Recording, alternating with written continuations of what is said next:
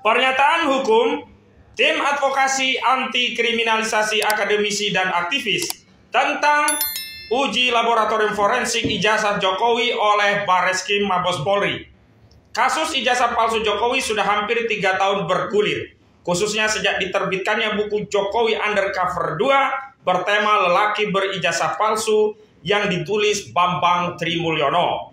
Namun, aparat penegak hukum tidak segera melakukan tindakan terhadap kasus ini, padahal delik pemalsuan dokumen ijazah adalah delik umum yang tidak membutuhkan aduan dari masyarakat.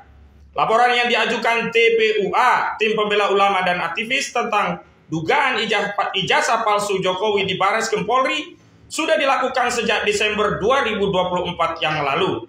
Namun, sudah nyaris 6 bulan laporan ini tidak ditindaklanjuti dan hanya diarsip sebagai aduan masyarakat atau DUMAS.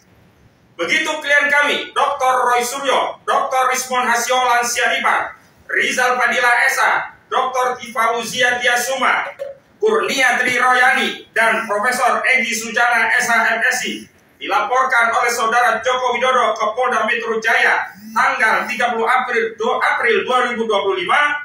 Barreskrim tiba-tiba bergerak cepat memproses aduan masyarakat tentang ijazah palsu Jokowi dan menyebut sudah 90% melakukan penyelidikan yang akan dituntaskan melalui tes laboratorium forensik terhadap ijazah Jokowi.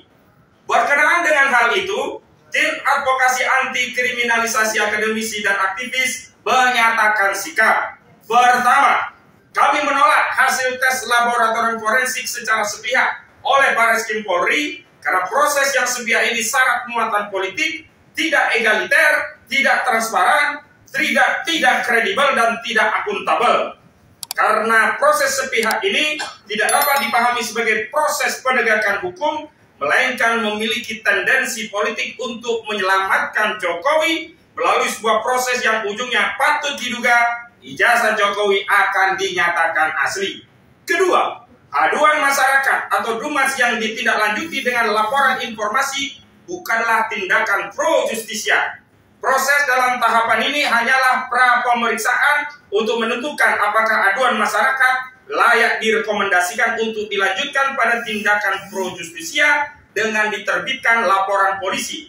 Sehingga tindakan ini tidak atau belum masuk pada substansi dugaan tindak pidana yang dilakukan, apalagi untuk melegitimasi keabsahan sebuah dokumen ijazah Jokowi. Ketiga, karena itu kami menduga kuat ada motif penyelamatan kepentingan Jokowi sekaligus melegitimasi kriminalisasi terhadap klien kami melalui proses yang dilakukan Barreskrim Mabes Polri yang akan melakukan uji laboratorium forensik. Ujungnya diduga kuat hasil tes ijazah Jokowi akan dinyatakan identik atau asli. Laporan TPUA di Barreskrim Polri dihentikan karena tidak cukup bukti dan proses kriminalisasi terhadap klien kami akan masif dilanjutkan dengan dalih telah ada hasil tes laboratorium forensik terhadap ijazah Jokowi. Keempat, kami hanya akan mempercayai dan menerima hasil uji laboratorium forensik terhadap ijazah Jokowi sepanjang proses tersebut melibatkan berbagai stakeholders, terlapor di Polda, akademisi, lembaga kredibel, ahli dari internasional, hingga perwakilan DPR. Intinya, kami menuntut audit forensik terhadap ijazah Jokowi melalui lembaga ad hoc yang bersifat inklusif, independen, dan kredibel. Demikian pernyataan hukum disampaikan Jakarta 12 Mei 2025, Tim Advokasi Anti Kriminalisasi Akademisi dan Aktivis, tertanda Petrus Salistinus SH Koordinator Litigasi, Ahmad Kosidudun SH Koordinator Non Litigasi. Dan kami nanti akan edarkan dengan lampiran sejumlah tim advokat yang ada dalam tim ini. Di antaranya ada Dr. Amir Samsudin SHMH, mantan Menteri Hukum dan HAM. Kemudian ada Dr. Abraham Samad SHMH, mantan Ketua KPK. Maijen TNI Purnawirawan Samsu Jalal SHMH, beliau mantan Danpom ABRI. Kemudian ada Dr. Ahmad Yani SHMH. Kemudian ada juga Dr. Herman Kadir SHMH, Muhammad Samsir Jalil SHMH, Ismar Samsudin, dan yang lain sebagainya. Baik, selanjutnya kami mohonkan kepada Bang Petrus Salistinus selaku Koordinator Litigasi untuk menyampaikan seruan untuk membersamai rencana pemanggilan klien kami di Polda Metro Jaya. Kami harapkan seluruh rakyat bisa hadir membersamai klien kami, baik untuk panggilan hari Rabu dan hari Kamis. hari Rabu terhadap Rizal Fadila, hari Kamis terhadap Dr. Roy Suryo dan Dr. Tifa, juga pemanggilan pada hari-hari yang lainnya. Kepada Bang Petrus Salistirus kami persilakan.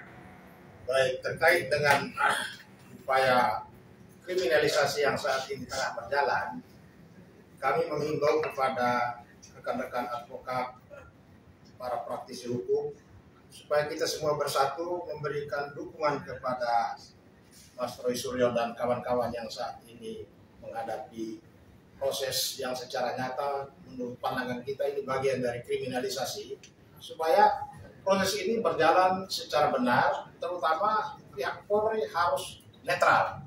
Pihak Polri tidak boleh berpihak, karena dalam kaitan dengan respons terhadap laporan Jokowi dalam